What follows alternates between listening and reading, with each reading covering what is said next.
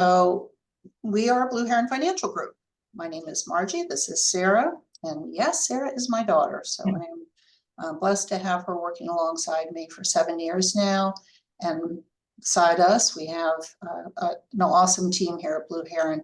We are in our 24th year of partnership with Northrop Grumman Federal Credit Union, which is absolutely mind-blowing. That was just the start of the century, and it's been a wonderful relationship. So in addition to working with Northrop Grumman employees on the eastern half of the United States, we of course work with non-Northrop Grumman employees as well. So we are here to serve you. We provide the financial education numerous times throughout the years. Debbie does a great job of getting that notice out to you folks of upcoming presentations. So without further ado, one more side note on that. Next month, June 26th, we're honored to have Dr. Quincy Crosby join us for the presentation and just talk about all kinds of topics that are prevalent at this time. But today, you're here to listen about Social Security. And we'll go ahead and get started. Sarah, you want to go ahead and kick us off? Sure. So if you will actually jump right into the next slide, we'll go ahead and look at the agenda. So the title of the presentation, Social Security, Get What's Yours. And certainly you have been paying into the Social Security system and want to make sure that you are being thoughtful before turning on that benefit and really making sure that you have explored the different options and the different strategies and considerations that go into things before turning on that benefit. So today we will talk about when, which is certainly a question we hear so often from those we work with as they start to approach Social Security age. When should I turn it on? How much? It's an incredibly important number for you to know, but it's also an important number for your financial advisors to know as we're planning on that retirement income and what is needed. Work and taxation, how that plays into the Social Security equation. Spousal benefit. So for those that are not going to claim their own benefit, they'll be taking advantage of their spouse or ex-spouse's benefit. We'll cover that. And then just other things to consider. And I will just note, we are, for compliance purposes, we're not able to answer specific questions, but we'll have contact information on the last slide. So please feel free to email those specific questions or situations that you're looking for guidance on. We're more than happy to address those that way. All right, so we're going to hop in our time machine and go back in history to 1935. This is when the Social Security Act was signed into law, and Social Security was a response to the Great Depression as a way to create a social safety net for seniors so they would not fall into poverty. And when it was first enacted, the full retirement age was 65. Now it's interesting as we sit here almost 90 years later, and we think about all the advancements in medical, and we think about longevity, how it's pretty amazing that our full retirement age now of 67 is only 2 more years ahead of where it was all that time ago. And I know Margie may touch on that a little bit later and things needing to change. We move forward to 1940, and that is when the first Social Security payment went out. For those that like to play trivia, a good one to know is the first person to receive a Social Security check. Her name was Ida Mae Fuller, and she only paid into the Social Security system for 3 years. She put in $24.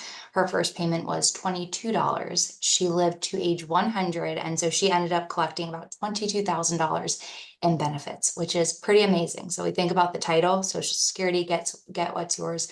She got her money's worth out of what she put into the system. Now, between 1940 and 1965, some changes happened to Social Security, such as being able to claim as early as age 62 and also being able to delay benefits until age 70. In 1965, that is when Medicare was signed into law. So again, creating this social safety net going hand in hand with Social Security. Fast forward to 2009, that is when full retirement increased to age 66, and then 2021 increasing to 67. And we will look at a chart in a couple of slides just looking at the 66 and so many months birth year and when your full retirement age may fall. Okay, who is eligible for Social Security?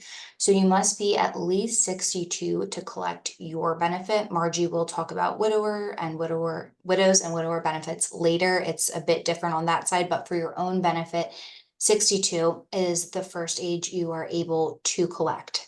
Now you must have accrued 40 years of coverage of paying FICA taxes. You may be eligible based on your spouse's work history or your ex-spouse, depending on how long you were married, which again, Margie will cover later.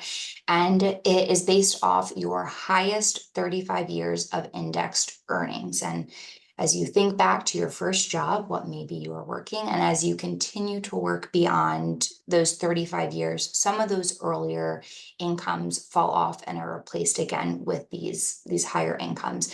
Looking at that history and back in time can certainly be interesting to see how your wages and income has grown. But that brings me to the next slide, just wanting to make sure you validate your work history. So for some, this statement on the left, the Social Security statement, may look familiar. For others, maybe you've been on the www.ssa.gov website, their Social Security portal, which is on the right side. And really just a great action item to take away from this presentation is go ahead and log on, create an account, and pull your estimate and see where it is. It's something that we ask for often because, again, it's a big piece of the retirement income story and retirement income planning. And for those that have not pulled it in quite some time, you might be pleasantly surprised to see where it's increased because some of those early working years have fallen off, as well. There have been different cost of living adjustments that have gone into the calculations. It's also really important to pull it, not just to see, okay, what is this figure that goes into the equation, but also just to verify things like your date of birth, Social Security, looking through that history back to all those jobs and making sure there aren't any gaps or missing years or nothing looks inaccurate, because you'd much rather look at that and verify all that information now versus when you are looking to go and claim Social Security. So certainly you can go online to pull the estimate. You can call Social Security. Certainly it varies depending on location, but we have heard from clients that going into the Social Security locations have been really helpful. We've heard don't go at lunchtime, but if you go at some other times, we've heard good things. Yeah, and you can also make appointments for that. As Sarah said, we do get for the most part, positive feedback, but other times we'll hear about the Social Security person just kind of weighing in and making suggestions. And just keep in mind, they're not looking at your full picture. So just a little disclaimer there. And we have had a couple instances where the Social Security statement is showing inaccuracies. Again, Sarah touched on this, but I just want to reiterate, look at things like your birth date. There was an individual who had a digit off on the birth year, and obviously that makes a huge difference. Okay, retirement income. So for those that are looking at this runway before retirement and those that are in the retirement phase, retirement income is a huge piece of the planning that we do day in and day out for those that we work with. So for the average earner, Social Security should replace about 40% of your pre-retirement income. Well, if it does actually make up the 40%, we're looking at a gap there. So where does this other additional income come from? And as we look to the right side of this slide, it's going to come from things like 401k contributions, 403b, an employer sponsored plan, maybe a simple IRA. And there are different tax buckets even within that. For some of you on the call, you've been contributing to those plans for 30, 40 years. The majority is likely to be pre-tax. For some, you may have started to take advantage of the Roth that is available now in some 401k and 403b plans. If you have not looked, certainly worth exploring your own plan to see if it's an option, as it may behoove you to incorporate some Roth for tax diversification in your retirement planning. Pension, maybe this is a job you worked right after graduation for a while, and there's some pension out there. For others, you've been at a corporation or maybe the government for decades, and there is a pension that is going to make up a big piece of the retirement income picture. Employee stock, HSA, FSA. HSA, we say, can be an underutilized piece of the retirement income, as it's triple tax-free. Contributions are pre-tax. You can invest those dollars. So if there's growth, that growth is tax-free. And then if you take it out to use for qualified medical distributions and needs, it's also going to be tax-free. So certainly looking to build that bucket before retirement to help offset some of those costs that we know are certainly lingering out there in retirement. Sarah, I'm gonna put you on a quick pause because I'm thinking about Sure. this right now, because you were just talking about HSA. And here again, it is going to vary based on, different types of corporate plans. But for those who are Medicare eligible or approaching Medicare, there is good reason to take a look and see if you need to stop HSA contributions before going on to Medicare Part B. So I know that's a whole other topic for another day, but I just wanted to bring that up. Sorry for the interruption, Sarah. Oh, no, that's great. It's good to have these different interjections and information. So for IRAs, similar to the 401k, 403b plans, there are different types of IRA. There is your traditional IRA that's going to be pre-tax dollars when you take funds out. It is part of your ordinary income. A Roth IRA is going to be tax-free distribution. So again, different tax implications. Mutual funds, annuities, other investments, perhaps, yes, there's annuities out there that you put in place or had inherited. Mutual funds, other investments, maybe it's a brokerage account or a non-retirement account. Insurance, whether it's life insurance, long-term care insurance, government pension, and Social Security. And it's not unusual, as you are in your working years, you're contributing to your 401k plan or other employee sponsored plan, maybe there's a pension out there, and there's all these different, just like up here, buckets out there, but you're not sure how they all fit together. And there are strategies in place about when turning on which income. So certainly that's something we are happy to assist on, and it's what we do all day long, making sure we are looking at all the different levers and evaluating your personal plan and where they come into play. Okay, so Social Security full retirement age. Up here on the left-hand side, I will pause for everyone to find their birth year and then the corresponding full retirement age. Your full retirement age, also referred to as FRA, is the free and clear age. This is when you have reached your full Social Security benefit you are entitled to. Margie will talk about it more in depth later. There is no implications for earning over a certain amount and receiving benefits. So that is your full retirement age. I like that, free and clear. I might have to borrow that, Sarah. Sure. The FRA and we'll refer to it by the acronym, but I like the free and clear. Okay, and then we have the option to claim as early as age 62. And we often refer to this as the low-hanging fruit. Yes, 62 is the first age that you can turn on income, but we want you to consider a few things before doing so.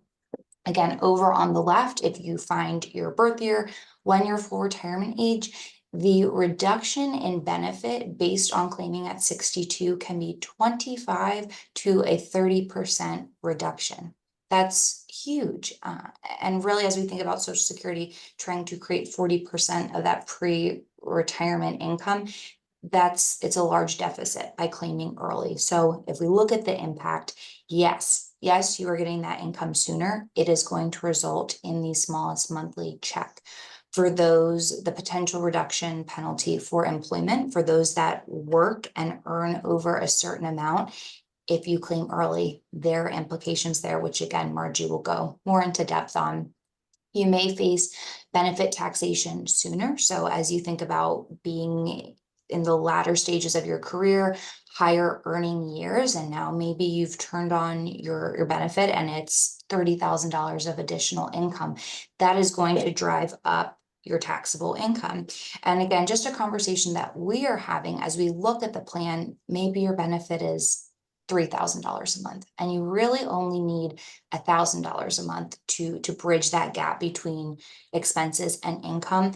Rather than turning on and making the permanent decision of a reduced benefit, maybe it's looking at other pieces to bridge that gap and let that Social Security benefit continue to grow. So again, those are just conversations that we're having and strategies. If you are married and you have the larger Social Security, you are making a decision not just for yourself, but also for your spouse. If you are claiming early and a spouse is going to be electing the spousal benefit, that is going to impact how much that spousal benefit can be. If you pass away, the lower Social Security drops off, but that higher one stays on. If you've taken a reduced benefit, that smaller amount is now going to be the one that sticks around. So for those that are married, certainly it is a consideration for the two of you. Yeah, I thought that was an interesting statistic that we read, that in 2011, 74% of Americans who were eligible were taking Social Security at a discounted rate. So that was only 13 years ago. I hope that dial has moved. I know over the last couple of decades, we have been talking about Social Security and how it fits into the whole retirement planning. Hopefully there are others who are reading more, listening more, and again, moving that dial. And age 70 is the longest that you would want to delay taking that benefit. After 70, it's not increasing by holding off. So this is going to result in the highest monthly check if you continue to work. Again, once you hit your full retirement age, no penalty for employment. Age 70 and the ages in between full retirement age and 70 all follow that same rule. There's no penalty there for employment.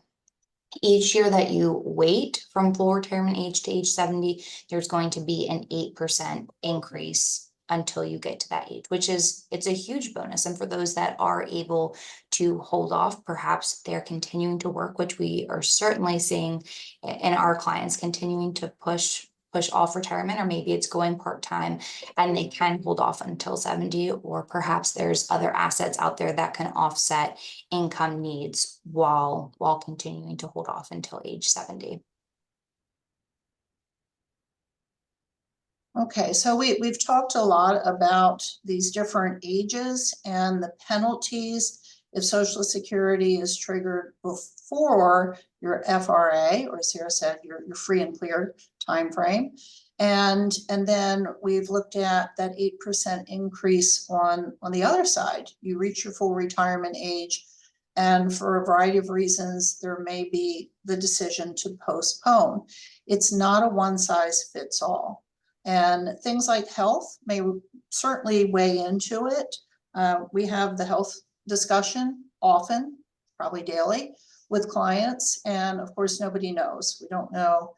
And so therefore, we want to go in with the best information that we have, weighing all those other buckets that Sarah went over previously, and coming up with a strategy that we feel is in your best interest. So let's talk about what happens if you're continuing to work and if you were to take Social Security benefits early. And this did happen. I can think of a gentleman who said, nope, that's it. He's not going to go back to work at all once he's retired. That's not what happened. So we're going to touch on that in just a minute. But here's the number for this year of 2024. So you could make up to $22,000, and you could take that Social Security at the discounted amount. But once you go beyond the $22,320, for every $2 over that limit, then $1 is withheld from benefits. Now, eventually it catches up later when it is your full retirement age. But again, you're dealing with Social Security Department and hoping they get it right. So here at full retirement age, but you're not quite there yet, you're in the year, for every $3 over $59,520, $1 is withheld. And then FRA, and that full retirement age between now 66 and 67, plus or minus the months, is when you can make as much as you want, take your Social Security, and not have those dollars penalized. So taxation, it comes as a surprise to some that Social Security is more than likely going to be taxed. For those of you who are on today's presentation, I'm going to go out on a limb and say that your income, if filing jointly, is probably going to be over $44,000 of taxable income in retirement. And for singles, more than likely, your taxable income is going to be over $34,000. Take a look below here. It is including AGI plus, think about those muni bonds or municipal bond mutual funds or exchange traded funds. It does count that income. And then half of the Social Security benefit. Think too of what goes into AGI, that pension you may or may not have, your IRA distributions.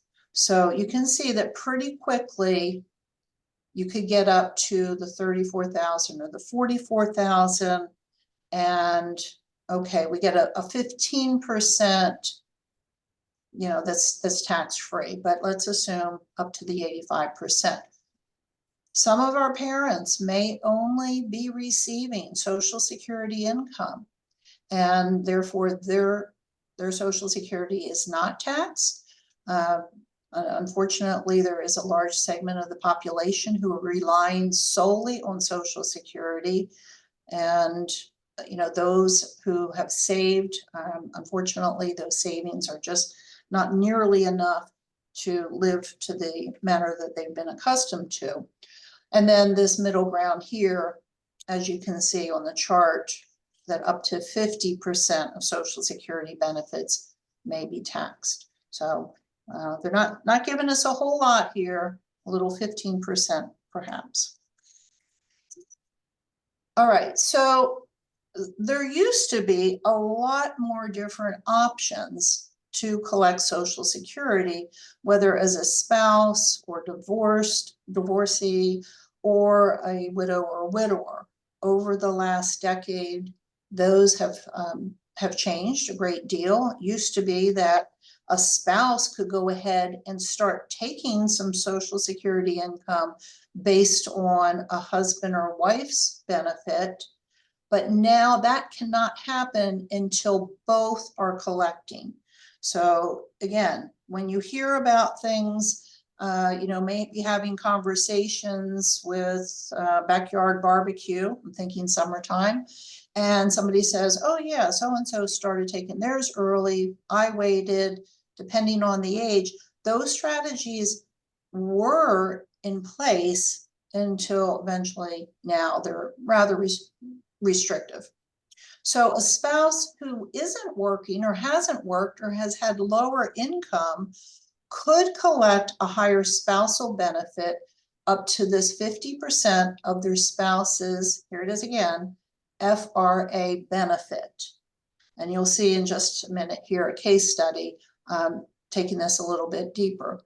So I'm thinking of a situation where the husband, again, low-hanging fruit, decided he wanted to start taking Social Security. He was the higher wage earner. And as we shared with both he and his wife, that his decision is going to ultimately affect his wife as well.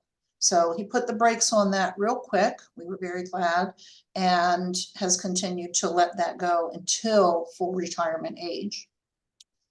So this is interesting. I'm going to move on to talk about those who are divorced and they were married for at least 10 years and they are not currently married.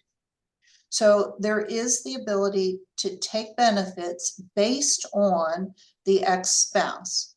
Similar age here, 62 or older to collect. They have to have been divorced for 2 years.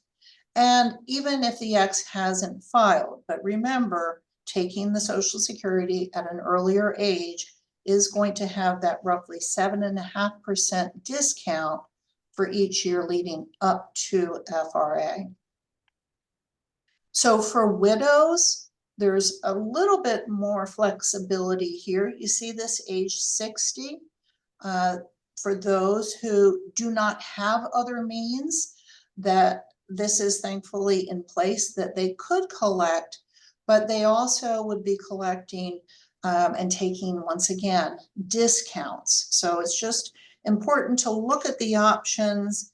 And if you know someone who has lost a spouse and they're thinking, oh, okay, well, I know I'm 61, for example, I could start taking some survivor Social Security benefits, I would just ask that you say, just hold on for a minute here, because depending on the surviving spouse age, there still could be a pretty substantial discount.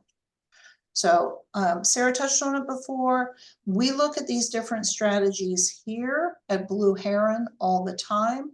And we also have access to specialists. We had a question recently, and it was a stumper. I'd never heard of it before. So we threw it out to our specialist who came back with an answer. The answer happened to be like, no, that's not doable. But it's good that we have this resource to check these things out. Okay, so let's look at this case study here. And Sam and Ann. Ann was the higher wage earner, the spouse Sam here. And at age 62, if they made the decision to start taking Social Security benefits, this is how this would play out. And Sarah, you are welcome to interject anywhere in here. Okay. All right. So you can see that Ann's taking this discount as opposed to her full retirement age benefit. And then we're looking at the spousal benefits that are available. So here, Sam, in this case, if he started taking distributions from Social Security based on Ann taking it early, his half of spousal benefit, $840, would be the more desirable amount as opposed to his own earnings of $700. So fast forward, now age 67, full retirement age. So we know she was born in 1960 or later. That benefit amount of $2,400, whereas Sam on his own earnings would have a benefit of $1,000, half of Ann's spousal benefit at $1,200 is the more desirable route to go. We'll take that one step further to this max age of 70. Ann's amount, again, look at this difference here. $1,300 difference is now up to $2,976. Sam, on his own earnings, could take a benefit of $1,240, which exceeds half of this spousal benefit that stopped at age 67 FRA. So again, if you have any questions on this after, please feel free to email and we'll be sure to get back to you. So bottom line here, different strategies, different ages, different considerations. All right, so interestingly, this do-over strategy, and I'll talk about that in just a sec, the strategies that used to be were numerous. So they really, it was one of those things where we would share a strategy for someone to consider putting into place, as I mentioned, maybe kicking off a spouse to take half of the other spouse's benefits, even though he has postponed or she has postponed. Those are things of the past. This one, the do-over, that does still exist. So in my example before, the gentleman stopped working, swore he would never go back to work until the offer came that he couldn't resist. And so he had already started his Social Security. Fortunately, it was within the first 12 months. So he could then stop, he could pay that money back to Social Security and hold off taking until later on when he stops working, which is indeed what he did. And then as far as that benefit, the flexibility to stop if life changes. So suspending a benefit, we talked about this. You could suspend the full retirement age. And then I just want to touch on this again, this 8%, that's a big number. I mean, even with interest rates climbing as they have, you'd be hard pressed to find an 8% increase year over year on top of the cost of living adjustments that we've seen. All right, I feel like the volume is increasing. Maybe it's because we are within 6 months, and politics are politics, and there is news, whether you want to turn it on and watch it all day long, or you just catch little clips here and there. Social Security, unfortunately, has been a political hot potato for a very, very long time. And this number, 2033, is creeping that much closer with every day. And we've got 15,000 baby boomers turning 65 every day. So maybe all of that combined has turned this volume up.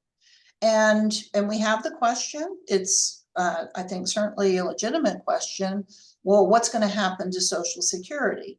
And not any one of us know. Now, I'm not going to go down the path of it's never going to be here and we're never going to get Social Security benefits. Obviously, changes have to come about. And anybody who sat down with me or knows me knows I get on my little soapbox about this. It should not be rocket science to fix the system. Here are some of the different things that could be done. Perhaps a change in the cost of living. Think back to when we saw inflation skyrocketing in 2022, and then what took place with this cost of living adjustment to Social Security, which was an almost 9% increase. So if you haven't gone on to the SSA.gov or you haven't looked at your green and white statements, you're going to probably be pleasantly surprised at how that has increased. Now, the flip side is the cost of living has also increased, which is why it has gone up. So it's kind of a double whammy there. Reduction in Social Security benefit. Now, I will not stand here and say this would never happen. I don't know. I don't think anybody knows. It could possibly happen where maybe higher earners, there is some reduction. These are things that are being tossed around. An increase in the FICA taxes. Well, I think that probably, I think we will probably see something along those lines. Now, for those who are working and are higher wage earners, you know that you get capped out, and maybe you notice that raise in your paycheck once you hit a certain dollar amount through the year where they stop taking out Social Security or the FICA taxes. So maybe they don't cap that anymore and those taxes continue. And then the last bullet here, sorry, Sarah, but maybe for those who are years behind us, it would stand to reason to push out the FRA, the full retirement age, to have it coincide more with life expectancy, which is now in that age 80, as opposed to when Social Security started in 1935 and life expectancies were only age 65. So somewhere along the lines, I do believe, which is what usually happens here in the US of A, that they'll exhaust this until it's the last minute and then come up with some changes. So if you are of the ilk that thinks that you will see some reduction in Social Security benefits, or that it will be not even part of your picture, we can plan for that. We can look at that. We can do our analysis of that. We have had that question posed to us before. Okay, well, let's look at what does retirement income look like if I don't have Social Security, or I only get 75% of my Social Security. So again, nobody knows exactly how this is going to play out. We will plan with the information that we have, which is what is contained on your Social Security benefit statements. But if you would rather see things and be prepared for the worst, we can absolutely take a look at it that way. All right, we're coming around the ninth inning here, and for those who are on the call, hopefully you've come to know us, Blue Heron Financial Group. This is our 27th year. We're based in Annapolis, Maryland, but we do work with people all over the country.